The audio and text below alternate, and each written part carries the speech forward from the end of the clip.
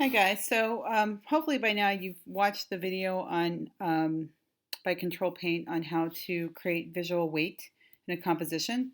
Let's just quickly talk about that again. So here's a great example of an image that obviously this is a point of interest and all of the visual weight is going over here. So we would consider this to be an unbalanced composition because there's nothing going on this side of the picture plane. Um, so one argument you can make is that this has too much negative space, only a very small amount of positive space. And then this is something else I'm going to add into the mix. It's also not touching all four sides. It's not even touching one side. So there's no connection to the sides of the piece. So let's take a look at this piece over here. And again, rules are made to be broken, but I'm just showing you a couple different ways you can do this, where you could say that this is a balanced composition because when you look at this piece, if you divide it down the center, you could say there's an equal amount of positive and negative space on both sides. And so that has an equal amount of visual weight. In addition, this is using something called the 50-50 rule, which means that it has 50% positive space in it, an equal amount, basically, of positive and negative space. It doesn't have to be perfect. I'm not going to sit there and measure it, obviously. But to my mind's eye, this looks like an equal amount of positive and negative space, black and white, in the composition. Also, something that really creates a dynamic composition is try to have both the positive and negative space touching all four sides. So in other words, see how these triangles, they don't have to exactly be touching, but see how they're kind of coming close to touching here, here, here, and here. So that's touching all four sides. Okay. Here are two examples of some beautiful compositions. Oopsie, that are being created by these photographers, where clearly there's an equal amount of visual weight on both sides, as you can see in both of these pieces. If you think of the tree as a positive space and again the sky is a negative space, and in this case the clouds are the positive space and the sky is a negative space, you can see how this is a really great example of an equal amount of positive and negative space. It's touching all four sides and it's balanced. So here are the goals for you guys right now. If I go back to that worksheet that we started on, right? So it says use capital letters and draw two different designs where the positive and negative space touch all four sides of the square. So obviously if I take this lovely A right here, I'm just going to bring it down a little bit here, and I move it over and I stick it right in the center or close to the center, right? That's unbalanced. But if I put it off to the side even, that's also unbalanced, okay? But now if I grab another letter, right, I'll take the B and I'm going to move it over here.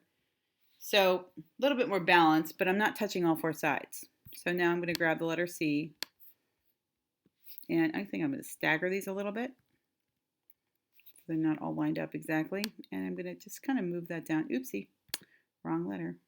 Just a little bit. Okay, come on, C. There we go. So now you can make the argument that this is touching the side of the composition in a much more effective way. It's not perfect again, but I'm touching here, almost touching there, over here, and over here. So that's an example of what you're going to do. Is use capital letters and draw two different designs where the positive and negative space touch all four sides of your square. Now when you're done with that, here's your turn. It says the goal is to draw 6 boxes. It can be letters, it can be shapes, it doesn't really matter. But the idea behind this is that when you draw something, so I'm going to come in, I'll draw a triangle here, and I'll give it a fill of black just to make life easier. Solid works better. If I draw a line, I'm probably going to want to make that thick so I don't have to do a lot of work. So if I grab a scribble line and I'll make it nice and thick. Oops. I don't know why. I guess I had that selected. I think I still have it selected. There we are. So I'll grab a scribble line again, and looks like it doesn't let me decide whatever on how thick it is. There we are. But I can make it thicker now. There we are. Right? And I'm going to just make that black as well.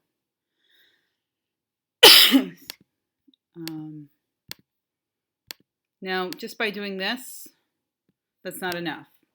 So I'm touching down here, I'm touching up here. If I move this over, I'm definitely touching 3 sides. I need to be touching all 4 sides, and this is still not an equal amount of positive and negative space. So if I come back in now with, I'll just grab a circle, why not?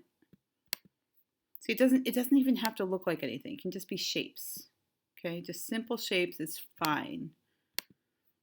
Don't overthink this. So that's at least better, okay? But I don't feel like this is quite done because I feel like I have about 30% positive space and 70% negative space. So I'm going to take the same shape and copy it and stretch it out maybe. And I think I'm going to rotate it a little bit. And my goal here is to try to make it asymmetrical. So in other words, when I'm making this, I don't want this to look like it's the same thing on both sides from any of these axes. But I think at this point, I'm starting to get to the point where I am getting a balance of positive and negative space, maybe a little bit more positive space. You can see I'm moving things around and stretching them out. But that I think is a more balanced composition that fulfills these requirements of positive and negative space touching all four sides, asymmetrical balance, and 50% positive negative. So in each of these boxes, you're going to draw an example. Again, it can be anything you want. It can just be simple shapes. If you want to keep using letters or numbers, that's fine. There is no right or wrong answer. But that's the goal, is to create positive negative space. And here's some examples that I happen to have that are doing exactly that. And just, keeping it simple. But there you go. Positive and negative space touching all four sides. Ta-da!